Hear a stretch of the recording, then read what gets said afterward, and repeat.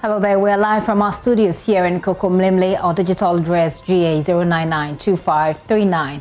It's your home of fearless, credible and independent journalism. Our lead stories this hour. Journalist sacked from the courtroom as an Accra High Court determines the case of a Rastafarian who was denied admission into Achimota School because he refuses to trim his locks. We are at the court premises with details. Unlimited space and lack of equipment killing 1 in 3 babies at the Cape Coast Teaching Hospital. A familiar story, but how can the country mitigate the situation? We hear from the Pediatric Society of Ghana and seek some answers from the Central Region Health Directorate. And to be held in contempt or not, we find out why the Ghana Association of Medical Laboratory Scientists have defied a court injunction brought on them by the National Labour Commission. We hear once again from both sides of the matter, that is the association and the NLC. The Pulse is brought to you by Global Communities Dignilu, affordable, safe sanitation. Remember, we're on DSTV 421, GoTV 144. We're streaming live on YouTube and on our social media handles. Reach us and interact with us on 054010909. My name is Gifty Andopia. This is The Pulse. Please be my guest.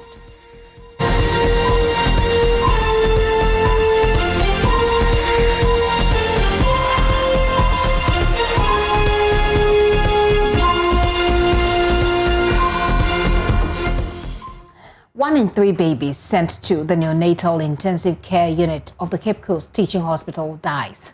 That's a startling statistic from the hospital officials who blame the situation on limited space and lack of critical equipment. Seth Kwame Boateng has been spending some time at the teaching hospital, and like I said, we'll be talking to the Pediatric Society of Ghana. First, let's bring you back that story Seth Kwame Boateng put together. The problems of the facility start from the very structure in which the unit is. The NICU was carved out of the pediatric ward. We are using 4 of the side wards that were supposed to be part of the pediatric ward as a NICU. And that's what we are using now. So imagine a side ward that should contain 1 person, now taking about 10 babies in that small room. Just imagine. Doctors and nurses have to deal with congestion on a daily basis. Dr. Florence Brown is a pediatric specialist and acting head of the pediatric unit at the Cape Coast Teaching Hospital. Bumper to bumper, we are doing 26 babies. Where cots are next to each other, we are doing 26 babies. That's our maximum capacities. But at times you go... As our last week, I think we went to 30. Yes. We ended up at 30. We leave some on the radiant. So when you come in, we leave you on the radiant warmer for a while. If there's no space, that means you have to lie on the radiant warmer for more than 24 hours. And then, sometimes we leave them under the resuscitators as well. Between 60 and 100 newborn babies with conditions are admitted here every month. They do not come from only the central region, but the western region and parts of the Ashanti region as well. Officials say the space is not enough for even 15 babies. No space to maneuver by health staff here. You see, because we are a teaching hospital, the medical students come with the nursing students. So imagine this small space with medical students around, nursing students around, our nurses, our doctors going on rounds in the morning. Just imagine, with the mother sitting here to breastfeed their babies as well. Just imagine, I took you to the room, you saw how small the room is. So imagine we have about 5 nurses on duty. Because we share the babies out to them, we do individual nursing care.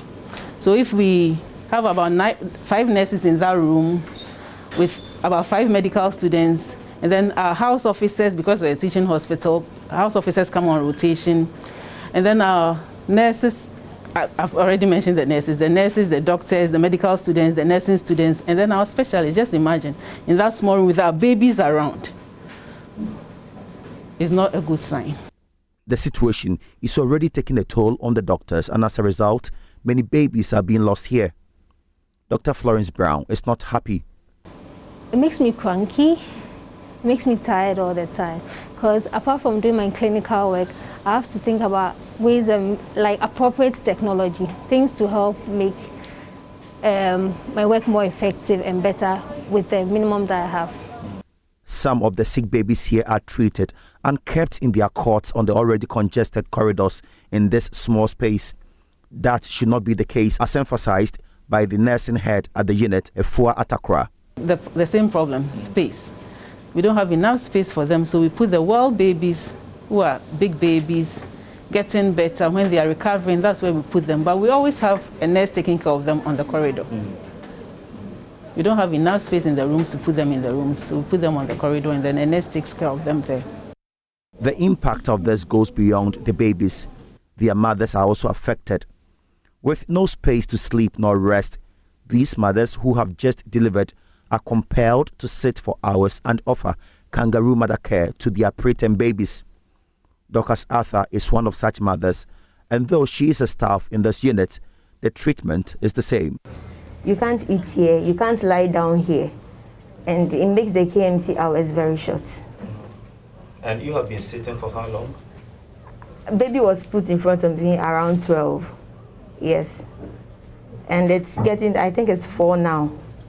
15 minutes to 5. Yeah, and I'm still here. You're still because sitting? I'm still sitting, because I want to stay for long. But you are laughing, you are enjoying it, right? I have no option. So I have to enjoy it just like other mothers do. Now I'm in their shoes, so I have to also endure and enjoy it. A standard neonatal intensive care unit has advanced technology and trained healthcare professionals to give special care to their tiniest patients. Here at the Cape Coast Teaching Hospital, the NICU can boast of trained healthcare professionals and not advanced technology. Aside from this, some of the life-saving equipment here do not even function. We don't have enough equipment, we don't have modern equipment, and even the ones we have, most of them don't function well. Like which ones? Well, we have an incubator there which is not functioning. So currently here we have 3 incubators. We have 2 at the maintenance, but on ground only 2 are functioning, the middle one is not functioning. Without the incubators, they become cold. We have to warm them. Sometimes you have to put 2 or 3 under the radiant room at the same time. I think you were here some few minutes ago, someone came for what we call a transcutaneous bilirubin. It's to check for jaundice. Fortunately, this is jaundice month. And if ours is not working, when they bring a baby in and we can't check, that means we have to wait for the lab results to come out. It takes about 24 hours for us to get results. So what are we going to do? And is it not working? Yeah, it's not working. Ours is not working. No wonder then that 1 out of 3 babies who end up here dies. So 33% in a month. That means out of every 3 babies, one baby will die. Yes. So if we admit, let's say 10 babies, then about 3 babies will die.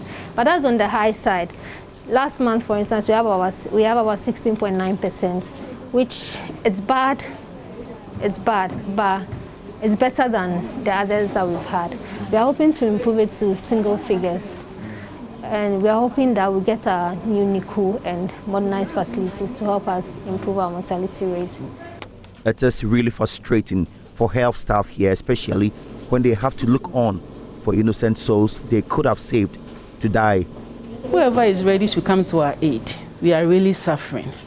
We want to give the best of the care to our neonates, sick neonates, but we don't have space, we don't have staff, we don't have equipment. So whoever is ready to help us to come to our aid as soon as possible so that we can give the best of care that we want to give. We manage, but it's frustrating, and I feel helpless, and it shouldn't be. It shouldn't be. I think we can do better than we are doing now.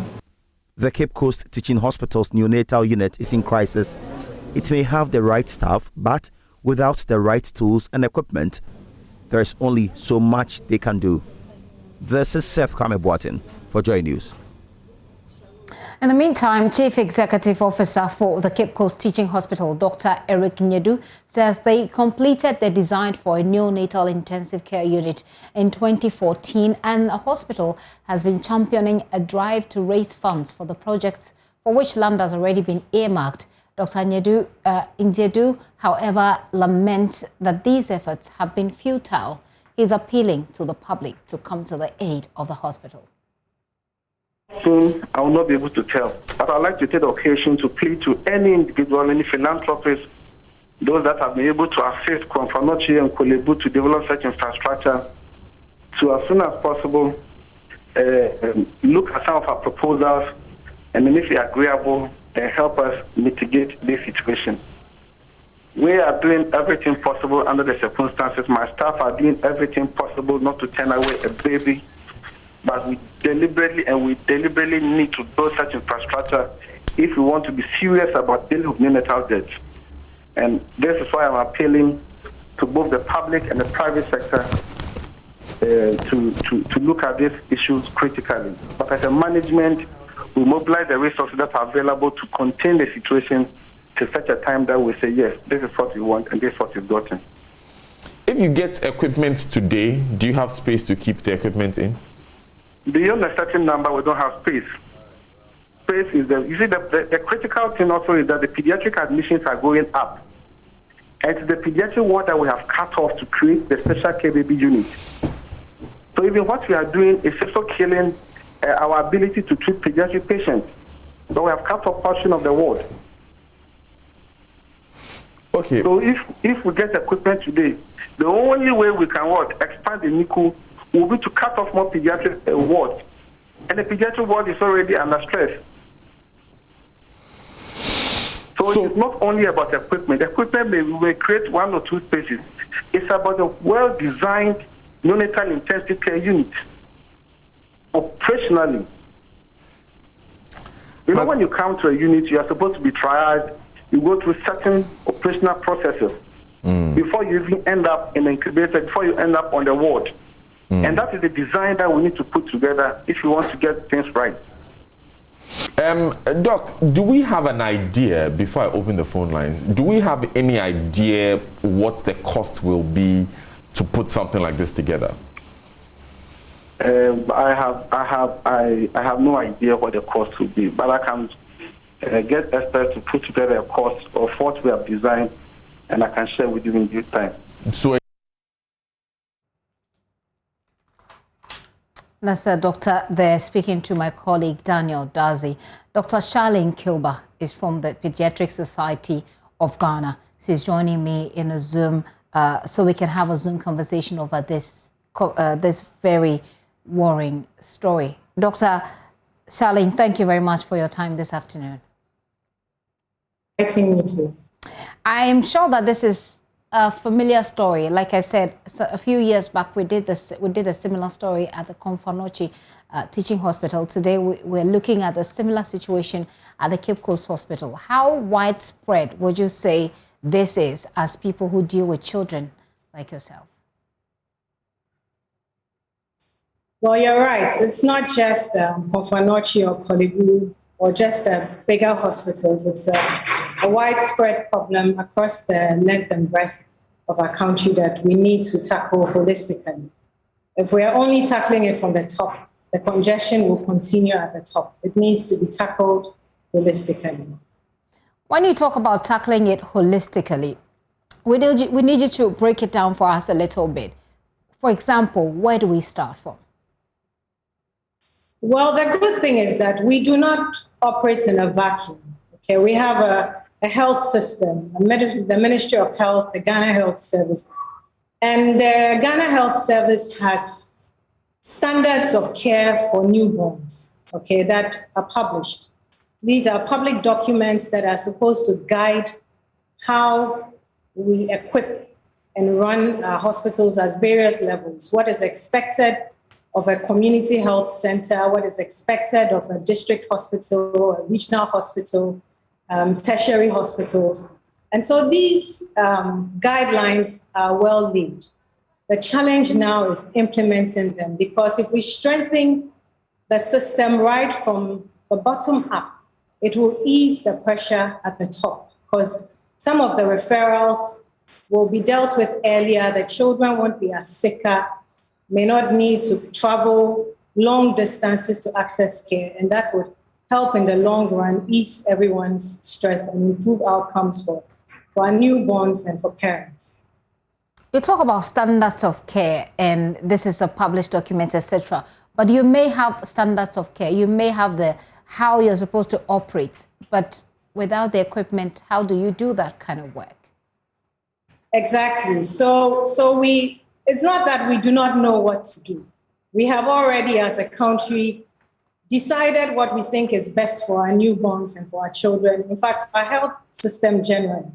We need to put our words into action, because talking and writing papers doesn't change it. We need to all shoulders, all hands on deck, all shoulders to the wheel. We need to change the system, and something needs to happen. Something dramatic needs to happen. Our steps are too tiny, too scattered. It needs to become a coordinated and a bigger effort to move things in the right direction.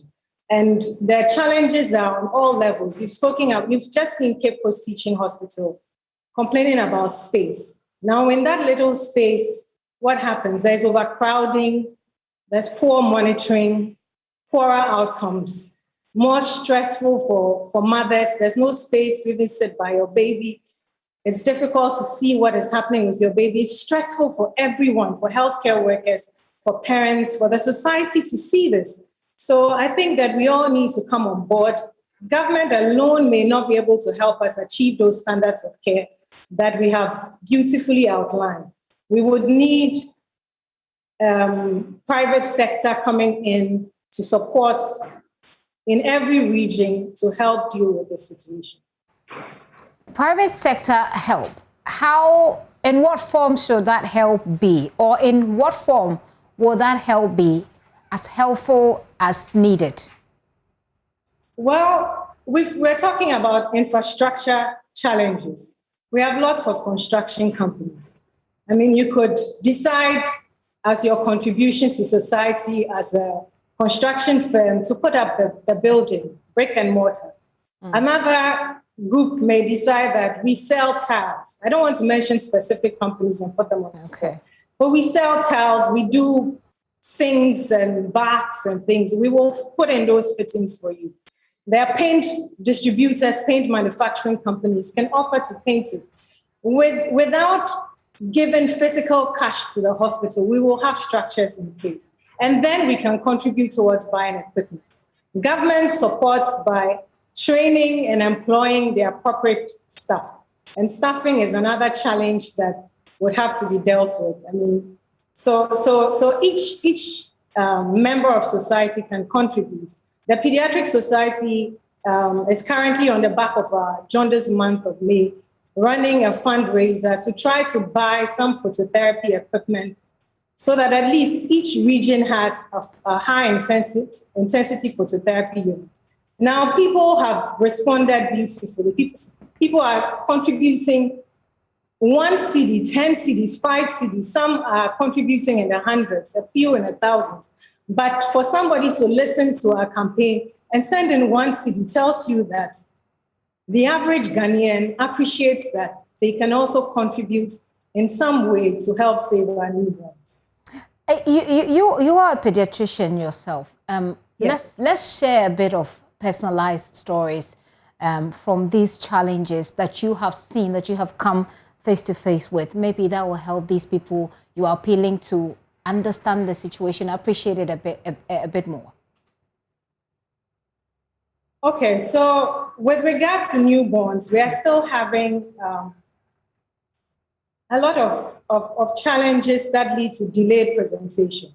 I work at a referral hospital where I'm lucky enough to have good infrastructure to work with, okay? But the challenge is that everyone is then referring to us there. And we have the same problems of overcrowding, even in a unit that if you looked on its own, should be adequate for our hospital. Right. But everyone is sending babies to us, even from outskirts of Accra. And sometimes the delay in the processes of referral means that a baby comes to you very sick with poorer outcomes. So let me say a premature baby born somewhere in the outskirts, having to be transferred without being kept warm, comes in very cold, poor breathing. Mm-hmm. By then, the battle is lost already. You may try what you can, but chances of survival for that baby is poor.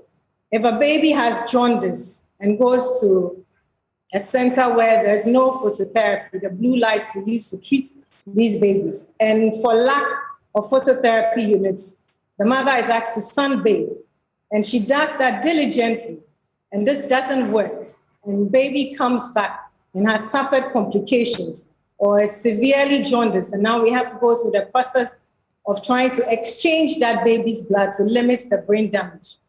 And in some cases, it's unsuccessful, baby dies, or baby suffers irreversible neurological damage. And every day we are having to counsel mothers on these poor outcomes. We are sorry that this is not likely to end well. We are sorry that we cannot help you do this. And it can be very, very draining, emotionally, physically, everything. I'm not sure if what I feel in your voice is actually a little bit of grief hiding there. Do you have personal stories that, something that happened, to you? I know what you've shared is personal, but it's still a bit general. Do you have personal stories that you are comfortable to share? Well, the stories are everyday happenings. I don't know. I don't want to pick out a particular parent's story. I have been fortunate enough not to have to be at the receiving end as a patient or as a mother whose baby is ill. But I have had colleagues whose babies have been unwell, and it's a struggle to find a space for that child or an institution that can support the breathing of that child. And you can imagine how stressful it is to have a colleague's baby struggling to breathe in front of you and you cannot help. I can totally understand that. Perhaps I can only imagine the details. Let's wrap this up by you giving us your thoughts on how doctors like yourself can manage in this situation while we wait for the philanthropists to step in, maybe for government to do what they have to do. What can doctors do? I mean, is there any advice, anything? We have been managing for years now. And the managing is not achieving what we wanted to. And that is why we are typically not on radio, not on TV. We are stuck in the ERs, on the wards, in the consulting rooms, but our managing is not achieving desired results. We need to come out and speak about it. I know my colleagues go, even the extra mile is an underestimation, trying to piece together pieces of equipment, trying to make things work. We have been managing. I don't think I need to advise them on how to manage. We have become, I don't even know how to explain it, but we are managing. That is not where the challenge is. The challenge is not because we are not doing our best to manage. The challenge is that we are managing to the best of our ability. It is just not enough. We cannot magically keep all the babies warm. We cannot magically monitor all the babies. You have 20 babies, no monitors. You cannot be seeing the baby's heart rate as you eyeball the baby. By when something is happening, it might be too late, by when your eyes can see. We need equipment to help us to lift the standard of care from where it is now to where we all want it to be. And that is what we as doctors, as pediatricians, as Pediatric Society is advocating for. The managing is not enough. Managing is not enough. Dr. Kilba, thank you so much for your time this afternoon. And we hope that people who ought to hear are listening and they will take action. Dr. Charlene Kilba there, she's with the Pediatric Society of Ghana. An Accra High Court has ordered Achimota School to admit 2 Rastafarian students it denied admission over their refusal to cut their dreadlocks. The Human Rights Division of the High Court, presided over by Justice Gifty Ejay Ado, ruled that the fundamental human rights of 2 students cannot be limited by the rules in question, Tyrone Maguire and Ohineba Kwekun Krabia sued the school's Board of Governors, the Minister of Education, Ghana Education Service, and the Attorney General to enforce their fundamental human rights. Lawyer for the student has been speaking, or there he is speaking now. We can listen to it. With persons like Elona Roosevelt, who is the architect of the Universal Declaration of Human Rights. She ranks herself with Mary Robertson, the former president of Ireland, who was also a United High Commissioner for Human Rights. These are consented citizens who out there are helping to make sure that human rights are not just on statute books, but they are observed, they are respected, they are protected, and they are fulfilled.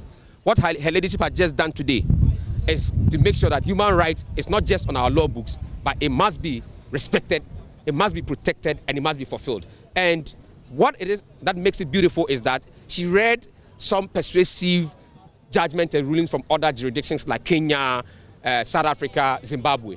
And now Ghana has also stamped its authority in fulfilling human rights. So instantly, Ghana's ruling has also now gotten to that level. If something happens in another Commonwealth country, that is to say where the practice of law is common law, they can equally cite her ladyship, Gifty Ejeado's ruling in fulfilling and protecting fundamental human rights. This is what this judge has done. And if the media is talking about this matter, I would want you to spend 1 minute to look at the extent and the excess of what she has done today and propagate it. She has really cemented the protection of fundamental human rights in this country just by her ruling today. And it's going to stay. So, Gifty, Ras, while they're trying to explain to us the judgment rendered by the judge of the High Court involving these two Rastafarian students and their fight with Achimota School, to whether or not to admit Achimota School argue that these two students' decision or their refusal to cut their dreadlocks violated the school rules and regulations, for which reason they did not want to admit them and they were not going to admit them. These two students filed their application here at the Accra High Court, the Human Rights Division, and so we will be speaking to some of these students that were involved in this case, the parents, who are very much elated about this particular decision. So it's a lot of fun for the Rastafarian students who were involved in this case, who believe that this is a big win for them, and they are hoping and they are praying that when they have to go back to Achimota School, they will be accepted. And so we will be getting more reaction from the parents and the children involved in this particular instance specifically. But today, at the High Court, Justice Gifty Ejeado has just rendered her decision and has ruled that the two Rastafarian students must be admitted. Gifty. You can hear me. Right. So, Ohineba Kwekun Krabia. Let me speak to Ohineba Kwekun Krabia. He was one of the students who was involved in this. Ohineba, what is your reaction to this ruling that has come down today? Well, I'm really grateful for the court's decisions, and I'm hoping to go to school very soon. Right. And so, for all this period of months or weeks that you've been home, what has been going through your mind as you wait for the court to deliver its ruling on this case? Well, before I thought I was lacking out, but I saw that as I was doing my online classes, it didn't matter whether I didn't go to school or not. As long as I'm getting the same education as they are, I can go through this. So I also believe that the court would rule for us. So I kept on with my classes, my online program, Wolo, and I believe I can cope with my friends in their academic when I get back to school. Right, sure. So, Gifty, you just heard from Kwekun Krabia. He was one of the students who were involved in this issue. Let me speak to Ras Aswad and Krabia. He's father of one of the children who were involved in this suit. This judgment has come down. It's been something that you've been expecting. What is your reaction to this? Oh, as you can see, I'm very, very, very excited and appreciate the fact that the judge stuck to the course. From beginning, she said that she's going to ensure that it is fast-tracked. She was going to expedite it to make sure that the children wouldn't suffer, and she did just like she said. Secondly is that what we said in the beginning about the violation of the Constitution, all along that was my position, and I maintained it, that the Constitution was being violated. And that is where she delivered. the most powerful presentation today. And so, when are you sending your children to school? Well, I have to sit with the whole family and then we decide, because we are expecting that the family, that the school will give us a warm welcome when we go there. We're not expecting a situation where we are not properly welcome. And so, are you saying that you expect some sort of victimization of the children when they go there, or there will be an unwelcoming environment? I have been advised by teachers there, I've been advised by students there, I've been advised by so many people in society that we should not send them there anymore. But I don't believe that, because it is their right to be there. And whatever challenges they have to face there, they have to stand up as lions and face these challenges. Thank you very much, Ras Nkrabia. So Ras Nkrabia is parent of one of the children involved in this situation. He says he's very delighted about the judgment that has been rendered today by Justice Gifty Ado of the Accra High Court, the Human Rights Division. He says he's going to sit down together with the family and they will take a decision as to whether or not they are sending their children to Achimota School, although the judgment is clear that Achimota School must admit these two students. It denied admission because of their dreadlocks. The judge has been arguing that on the probabilities of the evidence that were adduced before her, she does not think that Achimota School and also the proponents, including the Ghana Education Service, the Attorney General's Department, who spoke like them in court, have made a compelling argument as to why those two students should not be admitted, especially given their rights to education as well as their rights to express their religious freedom. So, Gifty, that's what is going on right here at the Human Rights Division of the High Court. The parents and the Rastafarians who are around very much delighted. Well, let me just find out from you whether they are going to now withdraw the students, because we understand at the beginning that they were taken to another school.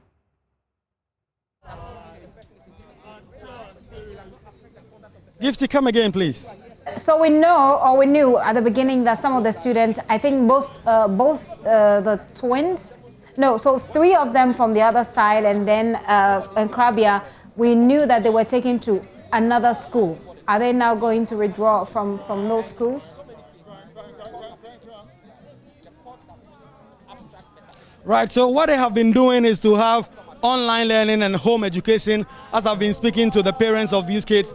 And so as this case traveled this time in court, the children were having online education and homeschooling. They had not made a decision as to whether or not they were going to attend other schools. But now, just the father told me a while ago that they are considering their options. They are looking at the welfare of their kids in terms of the victimization they probably could suffer if they go to Achimota School. But Ras Wayo, who is lawyer for the children, told me that what they know is that if there's any sort of victimization in terms of towards the students when they go to Achimota School, they will apply to a court to defend the rights of the students. And so for the last 3 months that these children have been home, they've been having home education, online education, waiting for the court's judgment to come down to see whether or not their ruling will support the case that they've made about the dreadlocks that the students carried. But today, Raswayo seems to give me an impression that the children will go to Achimota School as early as tomorrow or the day after. And the father is also telling me that this is something, a conversation they would have to have with the rest of the family to be able to make a decision on this. And Kwaku, what about the Achimota School or their representatives? Are they there? What have they been saying? What has been their reaction to this judgment? Right, so earlier in court today, Professor Ernest Aite is a former Vice Chancellor of the University of Ghana and part of the Board of Governors of Achimota School. He was in court, but they did not speak to the media. Right under the judgment, the lawyers and every part of the Attorney General and the respondent side, that is the Ghana Education Service, the Ministry of Education, Attorney General's Department, all did not speak to the media. They just left the court premises. As soon as Justice Gifty Ado delivered the judgment in those 2 suits. And so they did not speak to the media. We tried to get some word from them, but they did not want to give any word to the media for now. We don't even know if they will exercise their right to appeal as they have in this case. What happened earlier today? We understand that journalists were asked to leave the courtroom while the hearing was delivered. The judgment was delivered. Right, and so when it was time to render the judgment at 2 p.m., a court clerk indicated to all the journalists in the courtroom that they had to step out because of an order she had received from above. She did not say exactly who the order came from, but all journalists were asked to step out of the courtroom And so for all the journalists here, we were not inside the courtroom as the judge rendered her judgment. We had to rely on third-party explanations from whatever has happened in court to be able to report here. So we were not allowed to be in court and sit through because the clerk, according to her, had received some orders from above that only parties involved in the suit, that is Achimota School, Ministry of Education, Ghana Education Service, as well as the 2 Rastafarian students and their lawyers were allowed to be in court. Kweku, I want to talk about how the journalists felt about this, but then I'm seeing behind you a group of Rastafarian, people who I believe came to support the team. I want to find out, maybe find out from them what their thoughts are, and to also find out what they think this means for the Rastafarian society in Ghana. Right, and so let me try and speak to some of them. Hello, sir, Rastafari. So, what are your impressions about this ruling that has come down? Are you very happy with it? Over happiness, I can't express it, I'm over joy, I'm very happy for what is happening, and I'm very glad too, Right, so Gifty, today in court, and for my days reporting in court, usually you don't see this, but they came in with this MP3 music player, playing music even as the judge was rendering her judgment. They were asked to stop before they did stop, but now, right after the judge rendered her decision, it's been music of reggae descent and dancing to the tunes right here at the Human Rights Division of the Accra High Court, having a lot of fun, a lot of merrymaking. They say they are extremely excited about this decision that has been rendered by the High Court. They say that this is the best decision, and in the words of Raswayo, he says the judge, Justice Gifty J. Ado, has elevated herself to the levels of Eleanor Roosevelt and others. And so they say they are very excited about this, and they are playing a lot of music right outside the court premises and having loads of fun over here. And it looks to me like you found someone that you want to talk to, Kweku. So let's get that going. But if you're just joining in, that's Kweku Asante coming to us live from the court, where a hearing today was underway just a few minutes ago. The court has decided that the Rastafarian students who were denied admission to Achimota School be allowed to go back to school. Kweku, I'm seeing that the other Rastafarian students who were from, I think, Wesley Grammar, who were denied at Wesley Grammar, are also there. This case is different from their case, correct? Right, so that situation, that case is also different. So far, no suit has been filed, but I tried to speak to them early on, but their father said they do not want to speak on that matter for now, because they wanted to bask in the glory of this new judgment that has been rendered by the Accra High Court in the matter involving Iras Tyrone Magai and Ras Kweku Nkrabia and these students. So those 2 students who also had similar issues in another school has not come up so much, and the family does not want to discuss it for now. They say today they are excited about the judgment rendered by Justice Gifty J. Ado, and that is the only thing they want to focus on for now. I'm seeing that he's standing right there by you. Maybe we can talk to him as well and find out what this means to him. Does it give him optimism about his own case that's still in court? And is it just to make the statement, or for them, is it more of a long-term education relevance as far as Rastafarian students are concerned? If you can make the point one last time, please. So I want you to talk to the father of the other Rastafarian students who is standing by you right now, because I want to find out what this means to him. Right. As a person. Right. So he's on the phone now. So let me talk to Tyrone. Tyrone, how excited are you about this decision? I am highly excited about this decision that the court made, because from a mutual standpoint, not like in favor of one party or the other party, but from a mutual standpoint that goes well with Achimota as well as with the Rastafarian. I think this is the best, because we growing up as Rasta kids, we have our individual dreams, and it includes going through the SHS. That's why I tried my possible best to score an aggregate 6, something that less than 1% of the entire 500,000 kids scored. So you can see how prepared I was to fulfill my dreams. And so having to go through all of this trauma and all of this discrimination, and now knowing that it was somewhat not necessary to have gone through all of this, it means a lot to me, because I feel my dreams are not going to be shattered or sat upon anymore. Leon, you told me that your dreams of being an engineer is on course. How does this judgment get you through that? Okay, without this judgment, I guess we would still have to be coming to the court for a very long time, because some argue that this court case may last for a very long time. Some may take likely months, but if you're unlucky, years or even decades, possibly. So I thought, as long as this case is in court, when you go into another school, you tell it's contempt to be in the school. So that was like highly detrimental to my dreams as in the future. So now knowing that we've come to a conclusion and I can go back to my plan of fulfilling my dreams, it means a lot to me. I'm very happy. So you talk about going through traumatic experiences. This past 2 to 3 months, how has it been for you, having to wake up every day to know that this is at the level of the court and the court holds your fate in balance? Okay, back in the days when we were in JHS, we are triplet with my sister. We are triplet with my triplets. One girl is first, I'm second, and the last girl. And we always went to school together, right from crèche in Kumasi, and then always together. We always together. And so getting to SHS, you see, for the usual teenager, going to SHS is like an important something in your life, because in JHS you hear a lot of tales about SHS. You want to experiment, especially the first days and its adventures for the science nerds and stuff like that. And so at this time, I had to always watch my sisters go. Sometimes I would just go with them, hoping to join them on the bus and leave to the school. But so if I have to walk back and stuff like that, and sometimes you have to keep this I'm doing well facade, even though you are not doing so well, because you don't want to stress the people around you and give them a double trauma and stuff like my dad and all the other people. And so deep down I was hurt, because having to go through, I wasn't planning for this, I wasn't anticipating for this. I would have somewhat prepared if I knew this would come in. I don't know, just make sure I was prepared. So it came out of the blue. I was so unprepared and I went through horrible.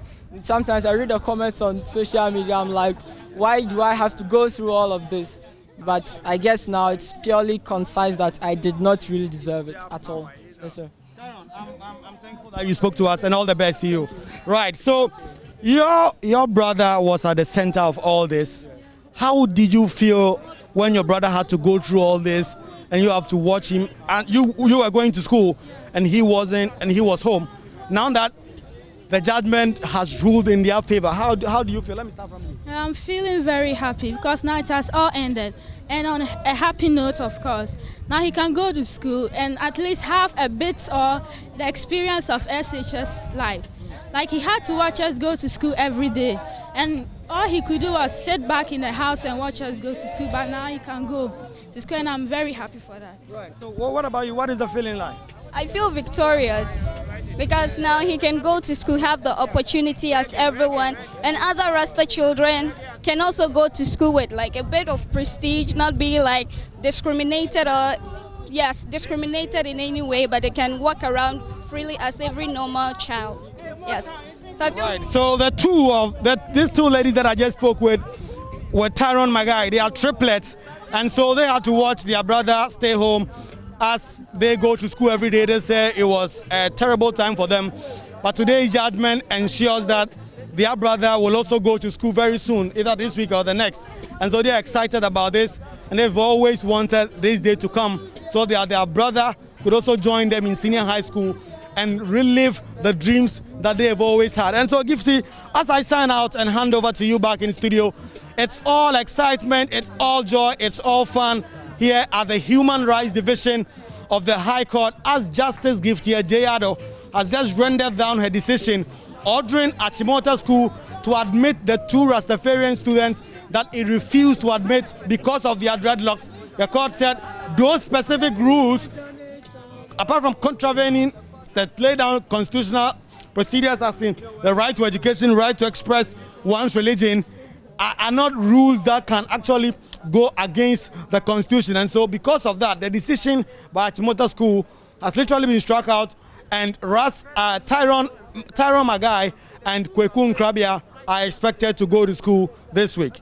Okay, well, Kweku, thank you very much. I was going to ask you to talk to their father as well, but that's okay. Let's get on the phone and talk to Bright Appiah. Bright Appiah is a child rights activist, and he is one of the people who actually were in support of this legal case. Ms. Appiah, thank you for your time. Good afternoon.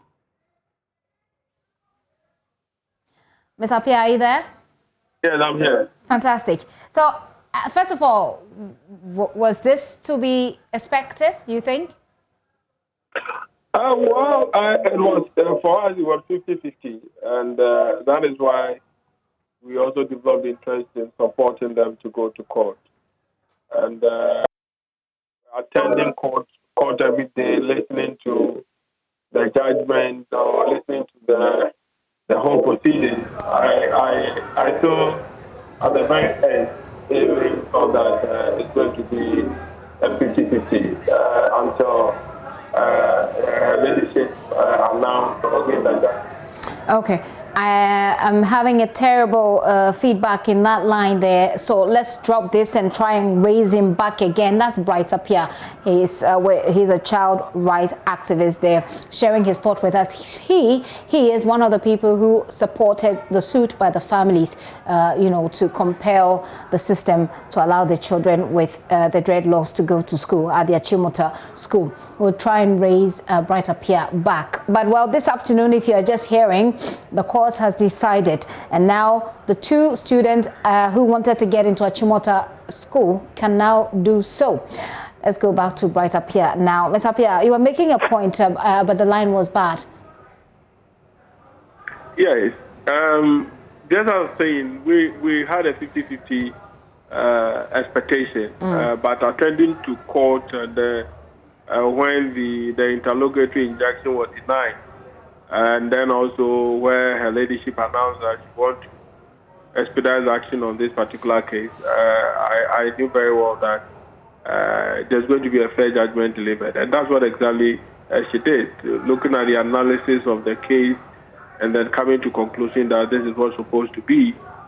Clearly also gives room for Ghana Education Service to also begin to look at how best to develop rules and regulations. But I think that is a victory for all children in Ghana whose rights must be protected within our school environment. So that is what we've been yearning for, and that's what exactly the court said. So we are okay.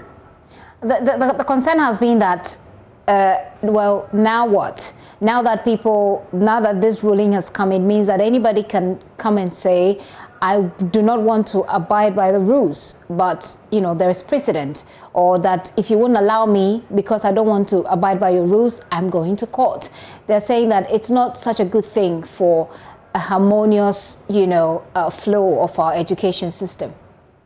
Not at all, because her ladyship was very careful in terms of dealing with this particular issue, and then she gave a certain foundation for which the right of religion must be respected within the context of our vis-a-vis the school rules and regulations. So, if you watch the judgment carefully, I was in court, so if you watch the judgment carefully, she tried as much as possible to lay the foundation for what should be the rules and regulations, the essence of it vis-a-vis the issue of promoting the right of children when it comes to religion. So she didn't place these two above the other. She made it clear and drew the conclusion that, look, the right of children is most important, so that that needs to be respected. So it is not a floodgate that has been opened, but this was purely made on specific issues and all that. And then if you apply the litmus test in terms of what the religion should be and what regulation should also be, clearly those are the things that you need to do. So it is not just a matter of she opening the floodgate, but she was very specific as to what should be exercise of religion within our educational system and what needs to be done. That is why I am of the view that she has even helped Ghana Education Service to develop rules and regulations to standardize the way and manner schools will conduct themselves. And for me, once they get the judgment, I think that the next step that they need to take is to come up with rules and regulations. But now that they have to go back to school, the Achimota school and the other people who were in this suit can decide that they want to go for an appeal.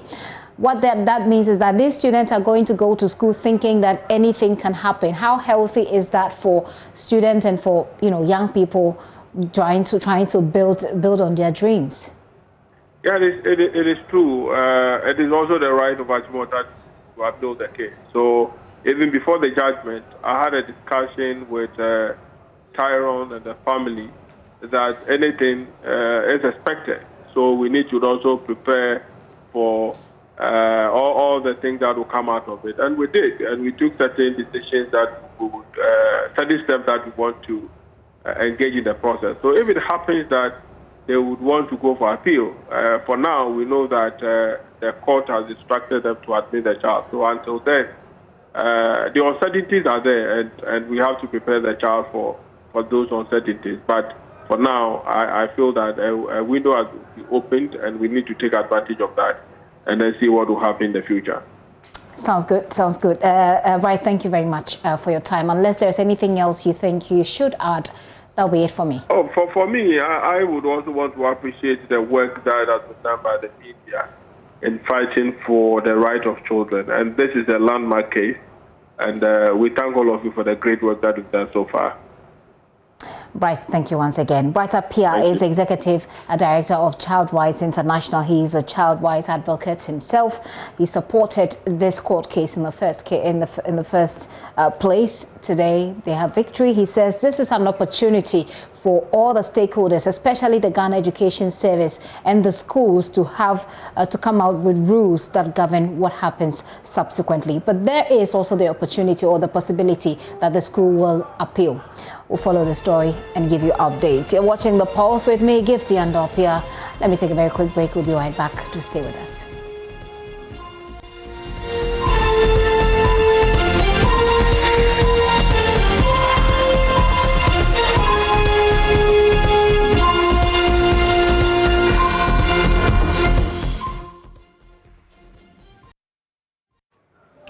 You're welcome back. Every year, between 25 and 50 children diagnosed with kidney disorders die at Komfanochi Teaching Hospital. An average of 150 cases of children diagnosed with terminal kidney disease are recorded. This has persisted for over 10 years due to the inability of parents to bear the cost involved in transplant. Nanaya Ojima has more. Untreated sore throats, skin infections aside, malformation of the kidney are leading causes of kidney problems among children. Excessive intake of herbal medicine by children also results in kidney diseases. Over the past 10 years, cases of kidney conditions have continued to rise, with many parents finding it difficult to cater for their children. Head of Pediatric Nephrology Unit, Professor Samson Entry, explains some parents abandon their children to die. No parent is prepared to spend that amount of money on the child when he can go and have pleasure and have another child. You understand? But for the adult, if they tell you are going to die, you sell everything and put yourself on dialysis. The Pediatric Nephrology Unit of the hospital is currently full, with children across the northern sector of the country seeking help. Many are in pain as parents look on helplessly. Parents whose wards are diagnosed with the condition at late stages spend at least 900 cedis on dialysis alone, since they are not covered by the National Health Insurance Scheme. Those with acute conditions are covered under the NHIS. Here are some parents whose wards have been diagnosed with the condition. She says the medicine prescribed for the children are very expensive, that we are unable to buy them.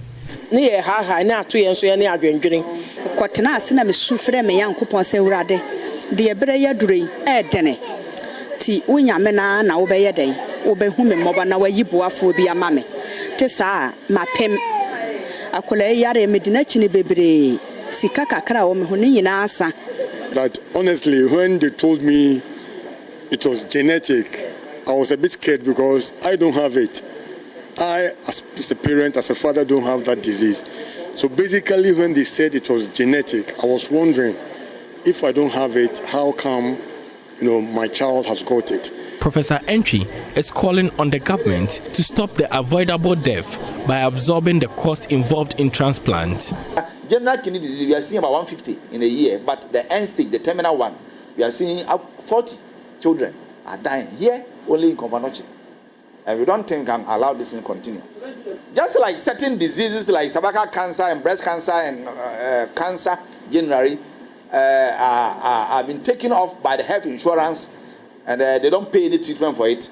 We are saying that children who get kidney disease, terminal kidney disease, government must come to our aid and absorb it completely from other budget line. Now this is a budget for treatment of children with kidney disease in Ghana. No child with kidney disease will pay anything, or the health insurance is made to absorb it. That's what we are saying. As an interim measure, an association of parents and professionals in the treatment of kidney conditions in children have been formed to help raise funds for the purpose. For Joy News, Nana Ojima reporting. Nana Ojima with that report there. More bad news keeps coming in, doesn't it? Well, the 31st of every May in every year serves as a global reminder for countries to deepen awareness on the harmful and deadly effects of tobacco use in any form. This year's commemoration is on the theme, Commit to Quit. It aims to ensure that policies and initiatives are in place to help smokers quit smoking, to save their lives and the lives of non-smokers. The outbreak of the COVID-19 pandemic has reaffirmed the need for governments to protect citizens from tobacco deaths and related diseases such as cancers, kidney diseases, respiratory conditions, etc. The pandemic has also led to millions of tobacco users wanting to quit due to the established link between smoking and COVID-19. However, quitting tobacco is challenging due to many factors like the addictive nature of the product, affordability, and even accessibility of the product. I want to take you on Zoom right now. I have Lebram M. Musa. He's the Programs Director for Vision for Alternative Development and also the National Coordinator for the Ghana Non-Communicable Disease Alliance. Mr. Musa, thank you for your time. Let's start with what differently we should be doing as a country if we want to deal with the use of tobacco and even the abuse of it. Yes, thank you very much for having me in your studios this afternoon. And good afternoon, good evening to your listeners and the viewers as well. Right, so I think the question is, for me, if I had my way, I would call for a total ban, of tobacco, because you and I know that over the years, research has shown that there is no known benefit that comes with smoking. All it takes to do is to destroy and to kill and to give us lots of problems. I mean, you've mentioned some of the disease conditions that we are confronted with when we smoke, and just as the earlier news indicated, it is sad because some of the conditions that the disease that you normally would get from smoking tobacco are very chronic and very expensive to cure. But of course, when it comes to tobacco, these are preventable deaths and or preventable diseases that we can always, find means and ways of preventing. That is why, on a day like this, what the WHO have put together a team, and this team look at how we can help or assist smokers who want to quit smoking. And especially this team was actually, came about because of COVID-19 and the fact that we've been told and research have clearly shown that, in fact, has vindicated us that tobacco is indeed one of the most dangerous commodity that the world has ever produced. And the fact that because of COVID-19, we have also seen that many of people who have lost their lives or those who have gone under severe condition as far as COVID-19 is concerned are people who smoke. Because, as we all know, if you look behind me, and the smoker's body, tobacco affects every part of the human body. It didn't leave even one single part of the human body. So it clearly shows that people who smoke, immune systems are weakened and are not able to do anything. So there's a need for us to continue to raise awareness and also to urge government to ensure that the cessation guideline, which was established or adopted in 2017, is put to use, so that we can also assist people who are smoking. Because years back, I used to blame, smokers who smoke, but of late, you can't blame them because of the excessive, strategies that the industry use to promote the product. Which is why I guess you make the point about banning it outright. You say that if you had your way, that's what you would have done. But you don't have your way, obviously. None of us do. But then we can help people who are, hooked on to tobacco, because it's not easy to get out of that. But let's talk a little bit about this new trend, Shisha.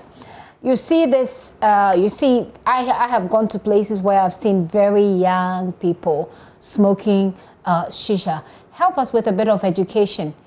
Initially, when I saw people doing Shisha, I thought that it was way less harmful than the usual cigarettes, etc., that we knew. Right. So research, we always back whatever we speak about from research. So research have shown that indeed Shisha is more harmful, but not to say that traditional cigarette is not harmful. So normally when people are smoking Shisha, it's more like a session, like a classroom session, and that takes about 30 minutes to an hour. So research shows that if the youth, or when you sit around a table and then you smoke Shisha for about an hour, 30 minutes to an hour, you have actually smoked an equivalent of 150 to 200 sticks of cigarettes. Wow. So this tells you the real effect that tobacco has on us as a people. I must say that probably we're not seeing the effect because this is a new trend that is currently, coming. But country that, started using Shisha for years, I've clearly, demonstrated the fact that indeed Shisha is dangerous, and the effect is something that is unbearable when one contrasts it. Okay. And research even in Ghana by the Ghana Health Service have also shown that our young ladies, our young girls are into smoking Shisha than even the male counterparts or the boys in second cycle institutions. So it calls for worry for all of us as parents and as people, living in Ghana. So let's look at the question I asked before I brought this in about how people can get off it. So I'm in JHS and I follow my friends and we go and we smoke Shisha. Now I find myself really hooked on even cigarettes as well. What do I do? I can't come to you because I feel embarrassed. In my house, I want to stop and I'm having issues. What advice can you give me? Right. So the first thing we'll tell the youth is the fact that they should avoid, bad companies. That's number one.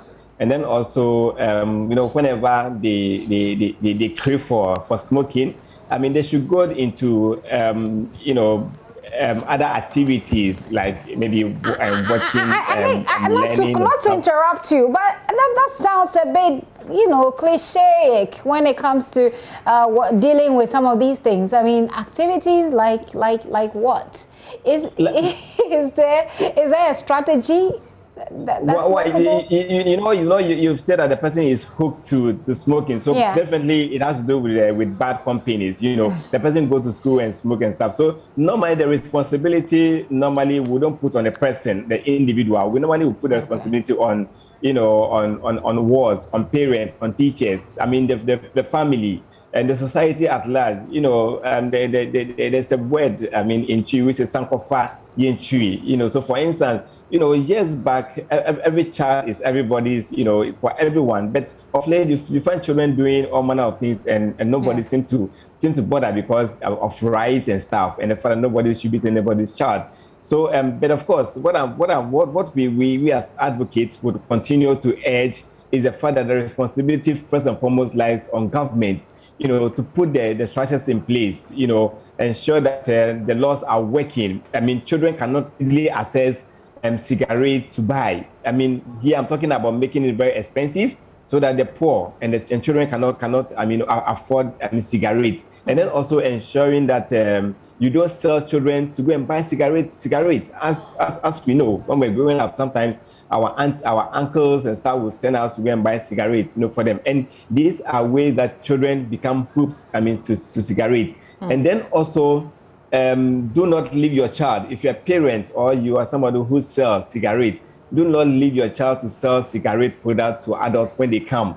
You should hide them, because the law itself have actually protected our children from, exposure to tobacco smoke and even tobacco in general. That is why you don't even see any advert on TV, on radio, even outside. There isn't any advertisement on radio, on TV. But the industry are very smart, so they find other subtle means of attracting our kids. Exactly. I need to wrap this up. I've run out of time. Is there a way to reach you? Because you said that you're supporting people who want to quit smoking as well. So for people who want to reach out to get that help, how can they do that? Hello, Mr. Musa. Looks like I've lost him. I just wanted to get a contact for people who require this kind of support. Okay, Mr. Musa, before you go, I've run out of time. I just wanted you to give us a way to reach you for anybody who is watching who believes that they need help to stop smoking or to stop smoking shisha, cigarettes, etc. How can they reach you? Right. So so my contact is 024-3211-854. You can also 024-3211-854. Okay. And you can also follow our social media handles on BAD Ghana and then also on the Ghana NCD Alliance. And you can reach out to us. We can help you in any way. But let me also state that currently, the health facility are also supporting people who want to quit. Okay. I know of the Accra Psychiatric Hospital, the Ankafo Hospital, and then also the Kolebu Teaching Hospital. That if you need help to quit, but it's wholly inadequate. So we are calling government to expand the service so that at least more people who are willing to quit can get access to quitting, and then also it should be free of charge. Currently, that is not covered by the NHIE. Wow. Okay, that's a lot to digest, I must say. So 0243-211-854. If you want to quit smoking, you need some help, you can reach out to Mr. Musa on this number, or the Ghana NCD Alliance. You can find them, just Google it and you get the information. He says you can go to any hospital and you can get some help there as well. Lebra Musa is a program director, Vision for Alternative Development, and also the National Coordinator for Ghana Non-Communicable Disease Alliance. That's the Ghana NCD Alliance. Reach out to them. Let's see if they can help you to stop smoking. Certainly, it will take you nowhere. Scientists at the Komfo Teaching Hospital have today defied a court order that directed that they resort to the procedures provided for in the Labour Act to resolve their grievances. They have in the last few weeks demanded the withdrawal of 2 medical doctors posted to the laboratory by management. The National Labour Commission on Friday secured a court order barring the lab scientists from proceeding with the intended strike action. We'll take you down memory lane on how it all started. The strike by the lab scientists was sparked by the appointment of 2 physicians to the Laboratory Services Directorate at CATH. They first embarked on a sit-down strike. Several meetings with management of CATH and the ministry proved futile. It then escalated into a full-blown strike after a week. We won't even give a timeline. Until management resolve our issues, we are not going to come to work. Patients bore the brunt of that industrial action. And because of the urgent need of my daughter to see the medical practitioner on Monday, I have to pay whatever amount that they ask to be paid. 80 Ghana cedis. But here at Konfanochi, it's 50 Ghana cedis. The GMA threatened to respond in equal measure if their members are removed. If anybody is made to forced to make a panicky decision of practicing an illegality, we will not take a look. We will not allow that. The latest demand by the Ghana Medical Association is part of a number of resolutions made at its third National Executive Council meeting. Its president, Dr. Frank Ankobia, called for an end to all forms of threat, harassment and assault allegedly directed at their members. The laboratory has become a no-go area for postgraduate medical doctors in training, a development which has dire consequences for the training of our specialist doctors. Misinformation by Ghana Association of Medical Laboratory Scientists. 1. The claim by the local chapter of GAMELS at Konfanochi Teaching Hospital that the two hematologists were posted to the laboratory to head the unit is entirely false. 2. The view that only medical laboratory scientists regulated by the Allied Health Professions Council should work in hospital laboratories to the exclusion of all other cadres of laboratory professionals, especially laboratory physicians in Ghana, is erroneous and ill-intentioned. 3. They have deliberately misinterpreted the provisions of Part 1 of the Health Professions Regulatory Bodies Act 2013 Act 857, albeit wrongly, to stop scientists with backgrounds or expertise such as clinical hematology, clinical biochemistry, clinical immunology, human biology, molecular genetics, clinical microbiology, ethologists or laboratory physicians who are not under the regulatory mandate of the Allied Health Professions Council from working in the various laboratories in clear breach of the provisions of Act 857. The GMA hereby serves notice that the aforelisted resolutions, if not fully addressed by the Ministry of Health and its agencies, especially management of the various hospitals, will result in the GMA taking drastic measures that will definitely disturb the current seemingly industrial harmony and healthcare delivery throughout the country. The NLC described the strike as illegal and threatened sanctions. Going to court to compel the laboratory scientists to call off the strike. But in the process of negotiation, or whilst we are trying to settle one party, it is not for the one party to declare a strike or the other to stage a lockout. The employers will not stage a lockout, and in the same way, the employees should not stage a strike. But the lab scientists say they will not back down. When you are fighting for a good cause, you fear nothing. We can sacrifice today because we are thinking of our future. The rift between the two health groups has intensified as the GMA threatens to take further drastic measures if the health ministry fails to fully address their concerns. The GMA hereby serves notice that the aforelisted resolutions, if not fully addressed by the Ministry of Health and its agencies, especially management of the various hospitals, will result in the GMA taking drastic measures that will definitely disturb the current seemingly industrial harmony and healthcare delivery throughout the country. Well, our latest checks at the Konfanochi Teaching Hospital indicates that nothing has changed. The lab scientists are not at post. We had booked to speak to the NLC as well as the association of the Lab Scientists Association, but they have not been available this moment as we try to reach them. We'll keep our eyes on that story.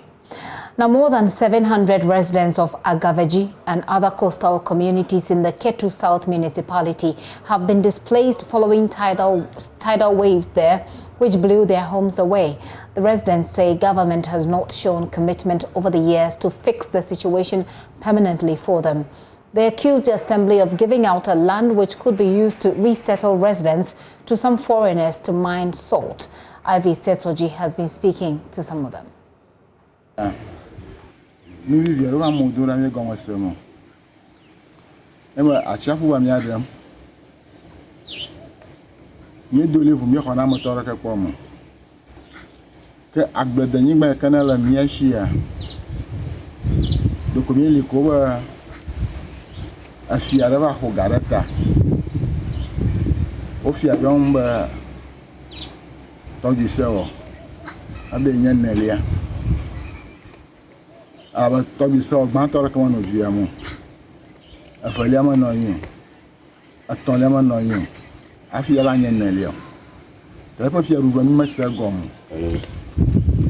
The sea has really destroyed our lands and still destroying, but nothing seems to be done about it. The only land we have by the side of the lagoon which can be used to resettle us has been given to some foreigners for the salt project. We have appealed to the government several times, but no response.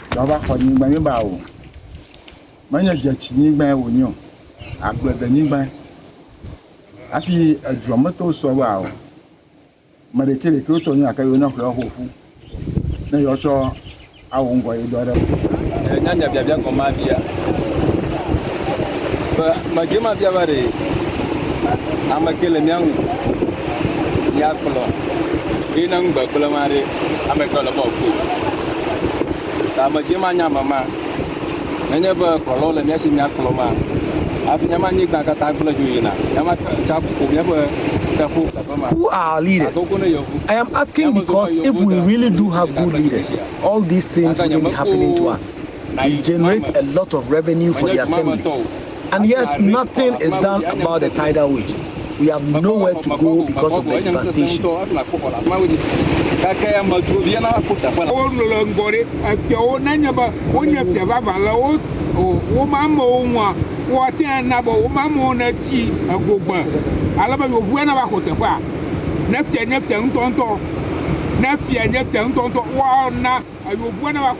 We don't know why our leaders have taken the side of the foreigners who have taken our lands despite the destruction of our homes and properties by the sea. We are pleading with government and the international community to come to our aid.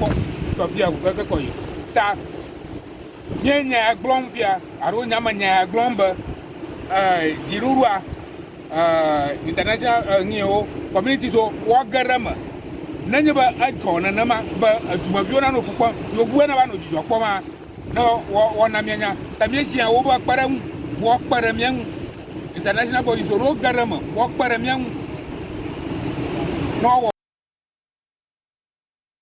Ivy Setoji is joining me with the latest on this story. Hello, Ivy.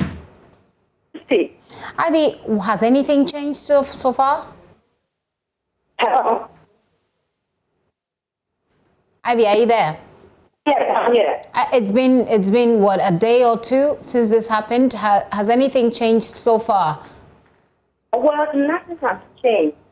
What I talked to them on morning, they said it's just the same, but just that it has come down. Ivy, I'm having a hard time hearing you. Can you hear me, Gifty? I do hear you now. Go ahead. Yes, so nothing has really changed, except that the situation is a little calm. But they are calling on government that the construction by the salt company, that is the 7C company, should stop immediately, because that is the only place they can relocate to, and that is the higher ground they can farm and relocate to and have their livelihood there, and also mine their small salt according to them. And so if the company is trying to do another construction there, that is the problem. That means the entire land is taken away from them and they wouldn't know where to go. And so they are calling on the MCU, whom, according to them, have allowed the salt company to take charge of that particular place they are supposed to locate to stop immediately so they can move there entirely, so that they can also have the peace of mind. Currently, most of them are homeless. They are staying with families and friends. So that is what is happening. And I'm seeing some children as well. Are you able to estimate for us the number of children involved or caught up in this situation? We are yet to be told about that. According to them, about 700 people, according to the residents, are homeless and sick.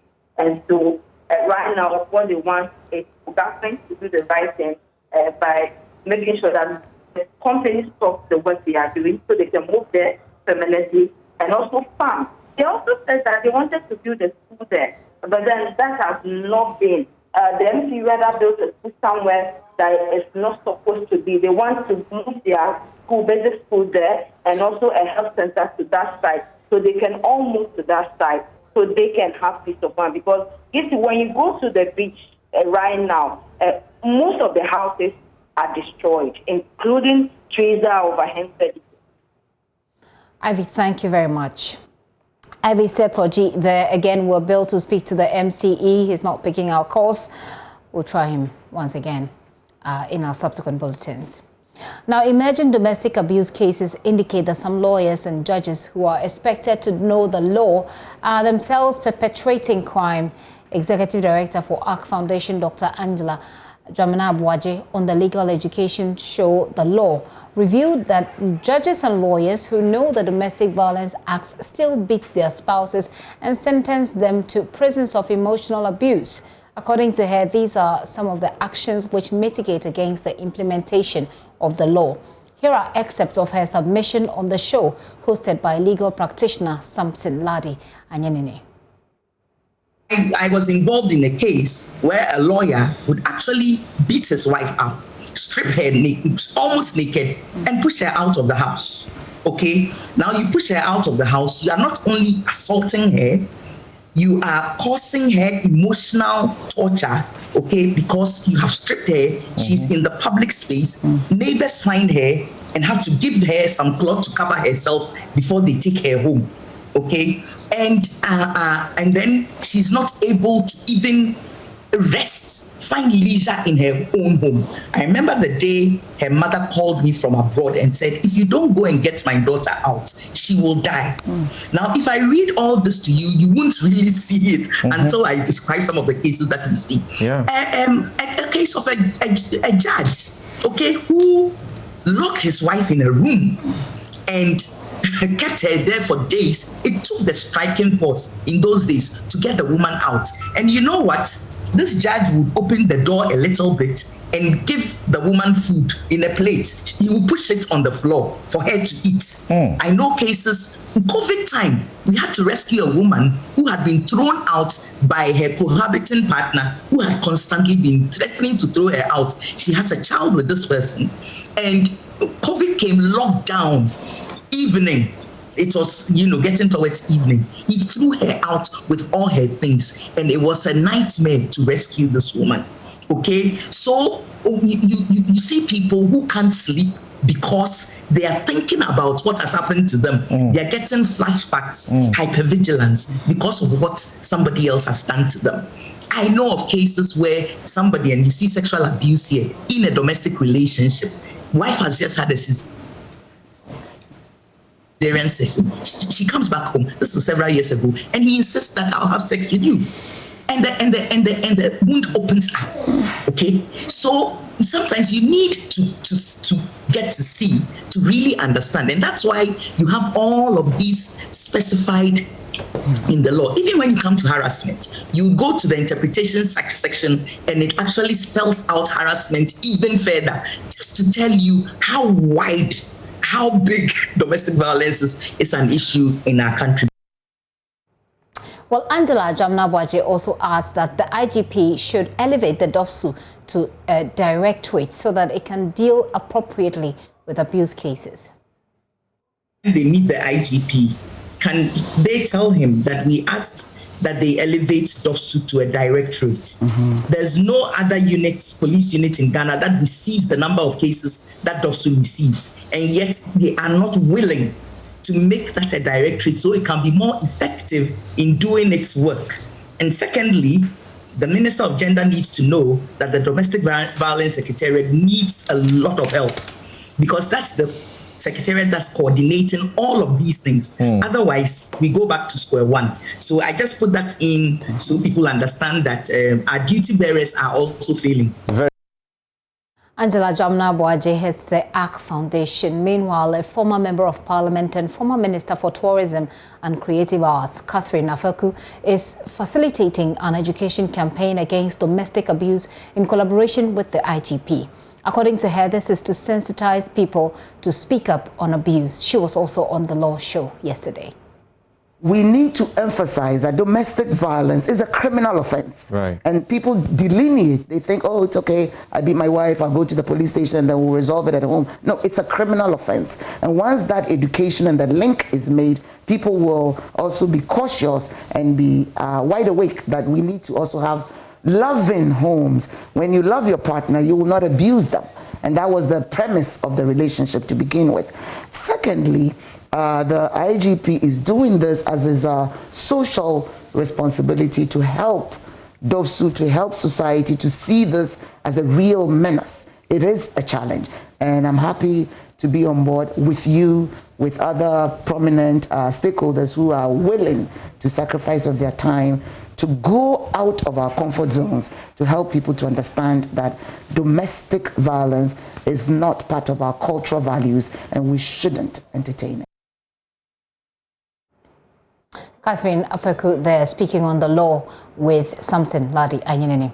After 8 days of competition, the battle for who rules the Ashanti region in the National Science and Math Quiz is in its final lap. 3 schools will be seeking to join Presec Legon, Infantipim School, Tamasco, Nkuranza SHTS and Ketasco as colleague champions in their respective regions. Already, Opokuwari School has booked a spot in the grand finale after beating St. Louis Girls Sims SHS and Kumasi Anglican SHS in the first of 2 semi-final contests. But their rivals at Prempeh College, who scored 80 points in their qualifier, say OWAS is in for a beating in the finals. You know, this year we on heat. This year we on heat, and we aim for the trophy. And I don't think any of these schools is a match for us. You don't think any of these schools? Well, you proved to us in the qualifying round, scored 80 points. We've not seen that in the entire country.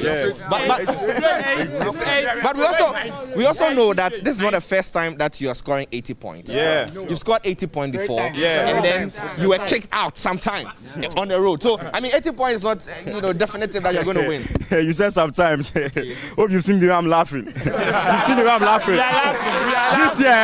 This year, forget everybody. It's our year. I said, we aim for the trophy. This year, nobody. The other schools. I'm just telling the other schools they should go and prepare for the WASI. They should go and prepare for the WASI. Because they are not in the competition. No, they are not in it. They should go and prepare for the WASI. But wait, let's calm down. Guys, calm down for me. In the first contest, we're going to see Opokuwari. Now, Opokuwari, even though they not score 80 points like you did, were really fast in their contest. Picked almost all the bonuses and so on. I mean, they are, for instance, going to make, the finals a real contest for you if they get there. No? Never compare. Never compare a college to a school. What's the difference between a college and a school anyway? Compare is a college. Opokuwari is a school. Excellent. Never do that comparison. School is for children. Those children. And college, brilliant people. And okay, I want to ask before I hand over to you before I hand over to you in the studio. Let me talk to this gentleman quickly. What's your name? My name is Odumagri Hazel. Okay. You are confident that your school is also going to win today? Yeah, we are going to win because we are a college. So after the contest, everybody is going to find out the definition of a college and the difference between a school and a college. You say it so calmly, as though you are the one who's going to be on the stage, and then you are the one who's going to answer. What don't we know? What don't we know about the Prempeh team? Aiden is my brother. So when I speak about him, I know what I'm talking about. And Aiden is a contestant for Evans is also a very brilliant boy and a very good partner to Aiden. So we are going to show Ghana what Prempeh College is. Tell me, by what points are you going to win today? More than 70 points. More than 70 points? More than 70 is even less, but I know and I believe in my guys. He's talking about what? He's talking about a gap. He's talking about a gap. So you're going to win with a gap of 70 points. When we are giving gaps, we are giving gap like this gap. We are giving gap. We are giving gap. And you said something. We are not just winning. We are Finally, what? You said something. You said they were fast in something. If they are fast, we are faster. And if they are faster, we are the fastest. We are fast. So, I mean, you're just hearing the voice. I mean, it's a lot to chew on, a lot of brags. This is not even the finals. We've not gotten there yet. What we are going to see this morning are two semi-final contests. One featuring UWAS and the other one featuring Prempeh College. And all granting, if they are fast, we're fastest. We get to see all of that at the grand finale. You're still watching The Pulse. Gary L. Smith is standing by with the sports on The Pulse. 7 days, that sounds like a lot, but we'll see. 7 games sounds like a lot, but we'll see how it goes. Thank you, Gary. Well, this is where we bring in Showbiz. Let's talk Showbiz. This is how we wrap up the entire show. There's more news, by the way, at myjoyonline.com. My name is Gifty Andopia, and for me and Gary, have a good evening.